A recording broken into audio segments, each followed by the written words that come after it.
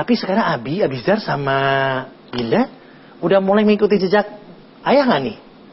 Yang ini malah. Oh ya. Wah. Kenapa senangnya jadi ini? Jadi komedian apa Ya, gimana? Aktor, aktris, nari-nari gitu. Depan kaca. Depan kaca nari-nari. Yang bener Om Afin lihat tuh narinya gimana? Hah? Malu ya? Malu. Siapa yang ngajarin? Gak ada yang ngajarin, kalau sendiri gitu di kaca joget-joget gitu. Aku mau jadi penari katanya. Nah, ini into the blood ya emang. Jadi memang ini apa bakat dari ayah mungkin ya? Memang senang nari kamu ya? Iya. Senang. Bagus tuh, lihat tuh. Kalau papa yang ayahnya itu multi talent, bakatnya banyak. Ya? Dari bisa. Semua bisa ya? Ya, tanya bundanya deh, bunda sama belianya pasti tahu. Oke. Tapi pada saat sempat meninggalkan pesannya sebetulnya almarhum. Cuman gini. Bahwa anaknya ingin anaknya profesi sama misalnya. Dokter dia biasanya. Kalau ke yang cowok itu harus jadi dokter. Oh dokter, dia pengen dokter. Kalau yang perempuan ya jadi penari gitu. Maunya almarhum jadi penari. Memang almarhum pengen jadi penari. Iya. Apa anaknya jadi penari? Lihat tuh, ayahnya pengen jadi penari, udah ada kan bakatnya tuh. Harus kita nari satu tarian di sini ya. Nanti depan kaca aja di belakang ya. Oke, saya akan panggilkan lagi sahabat Safin juga, namanya Andriano. Ini manajer daripada almarhum Taufik Safas yang pada saat itu memang sedang bersama almarhum pada saat kejadian itu terjadi. Andriano di Jazz Alvin.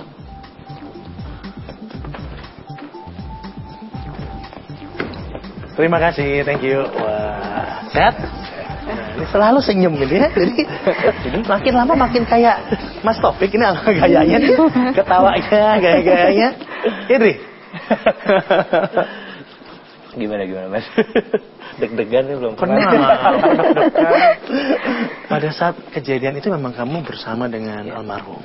Satu mobil ya. Jadi hari itu tanggal 11 Juli kita tujuan kita Jogja. Kita Jogja mau ke Purwokerto karena kita mau syuting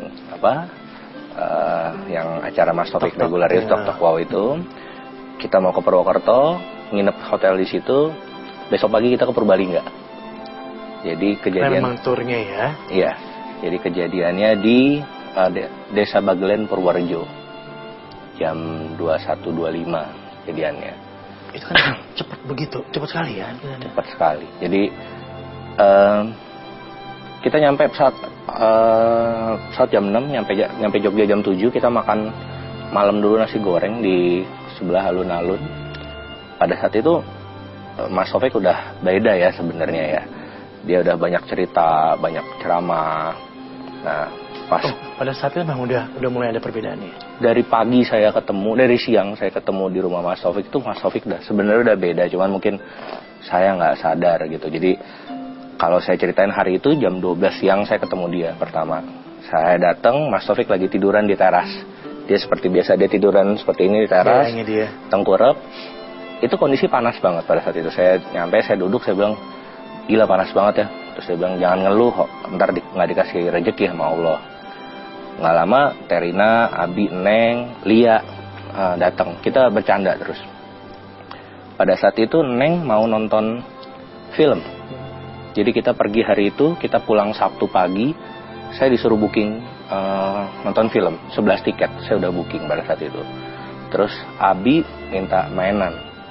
Mas Taufik dikasih uang, seingat saya 150.000 beli mobil-mobilan. Nggak lama Lia datang karena Lia mau S2. Terus Mas Taufik diminta datang, Mas Taufik bilang, ngapain, gue udah datang. Terus saya bercanda, nggak sidul aja cuma sampai S1, adik lo sampai S2. Dan pas mau pergi, Mas Taufik bolak-balik tuh dari rumah ke mobil. Dia ngatin rumahnya terus. Saya bilang, udah jam berapa nih, kita mau pergi jam berapa? Udah mau pergi, dia panggil Lia, seingat saya. Lia, tolong ambilin kaos kaki putih. Gue pengen pakai kaos kaki putih.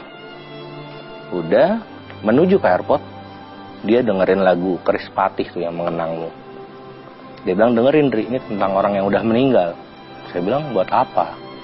Kok orang yang mau meninggal didengerin? Udah, dia ulang terus sampai kita bandara. Sebelum ke bandara dia ngomong ke kakaknya almarhum Pak Mantri, Tri, besok lo ambil mobil di bandara. Gimana bisa ngambil mobil, kuncinya di elu, dia bilang. Dia diem ya. Udah nyampe bandara, sekitar di lounge itu, Dri buka handphone, minta cek jadwal. Dia ulang-ulang pertanyaan dia bilang, ada utang pekerjaan nggak? Saya bilang nggak ada. Semua udah nggak ada, tinggal saya nagih. Berkali-kali dia tanya, gue ada utang nggak? Ada utang duit sama siapa gitu? Nggak ada. Nyampe Jogja jam 7 malam, makan, dia ngoceh terus tentang ceramah. Makanya kalau waktu itu, pada saat itu ada yang bilang, semua tertidur, enggak. Kalau keluarga Mas Taufik, Terina, keluarga Pak, kita semobil berlima ya. Supir Pak Herudin, saya di depan sebelah supir, Mas Taufik belakang supir, belakang saya Pak Sony Suharsono, produser, paling belakang Saudari Indah, dia tiduran. Kalau semua nggak ada yang percaya bahwa kecelakaan bener, 2 menit sebelum kecelakaan, semua baru ngabarin semua keluarganya. Pada saat itu kejadian, Mas Taufik telepon Terina, saya dengar. Iya. Iya. Mas Taufik telepon Terina. Ini kejadian yang paling benar yang nggak pernah saya omongin sebenarnya. Dia telepon Terina ada di Majelis Zikir Asamawat, di tempat kiainya Mas Taufik. Selesai Mas Taufik telepon, itu Pak Sony sebelakang tuh habis SMS istrinya. Supir Pak Suharsono tuh habis SMS istrinya juga. Saya tahu banget, makanya kalau nggak ada yang percaya, iya benar, karena 1 menit mereka baru ngabarin. Ini kata-kata Taufik terakhir yang insya Allah saya tidak salah. Ketika Taufik tutup telepon, dia bilang ke Pak Sony, Mas Taufik duduknya seperti ini, duduk di baris kedua ya. Tuh lihat Pak Sony, kalau handphone saya bagus, sinyal saya penuh, pulsa saya ada, baterainya penuh, saya bisa telepon anak istri saya yang jauh di Puri Kembangan. Begitu juga hati kita, kalau hati kita bagus, sinyalnya penuh, baterainya penuh, kita bisa komunikasi sama yang di atas. Pak Sony ngomong, piye fik caranya? Indah paling belakang, Saudari Indah ngomong, masuk akal gitu. Saya dengerin, saya lagi terima telepon tapi saya tetap dengar. Nggak usah deh ngamalin macam-macam surat, amalin aja Aro'atalazi yukazibu bidin. Mudah-mudahan saya tidak salah. Aro'atalazi yukazibu bidin. Truk itu muncul, Pak Suharsono banting kiri, ya semua hening ya. Saya udah nggak dengar lagi. Katanya kita keseret 25 meter pada saat itu ya. Pada saat keseret, semua hening, saya teriak Allahu Akbar, karena atap dan truk itu ada di atas kita. Saya coba rogoh, semua udah nggak ada suara. Saya cuma bilang, Mas Taufik, Pak Sony, Indah, sabar, saya akan keluar, saya akan tolong semua. Nggak lama Indah bersuara, ada nendang dinding mobil itu. Saya bilang, Indah sabar, saya akan keluar, saya akan tolong. Saya terus panggil Mas Taufik. Saya rogoh, saya nggak dapet Mas Taufik. Sampai nggak lama baru dalam keadaan kejepit itu saya pinjam telepon, saya telepon ibu saya telepon Pak Indro Warkop, saya telepon asisten saya. Saya udah nggak bisa ngelihat ya karena kaca semua, darah. Nggak lama baru pas truk itu dibalikin, saya baru bisa lihat Mas Taufik. Dan saya telepon Pak Indro, saya bilang Mas Taufik udah nggak ada. Pak Indro bentak saya, bilang nggak boleh bilang nggak ada, yang boleh bilang nggak ada tuh hanya dokter. Tapi saya coba tetap raih Mas Taufik sampai saya baru keluar tuh 11:30 malam. Ketika diturunin, saya mau tolong Mas Taufik, tapi nggak boleh ya, karena saya juga nggak bisa jalan pada saat itu. Jadi saya 2 jam. Urutan yang pertama keluar tuh Indah, kedua saya, ketiga Pak Sony di belakang saya, keempat supir, kelima baru Mas Taufik terakhir. Jadi kena posisinya mungkin ya. Iya, posisi Mas Taufik yang paling terjepit ya. Jadi kalau dibilang tidur atau itu enggak, insya Allah saya nggak salah, saya masih sadar pada saat itu nggak tidur.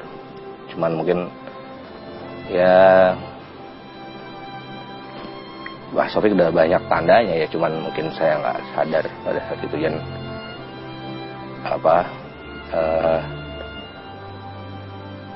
Ya saya tahu ini jawabannya semua takdir Tuhan.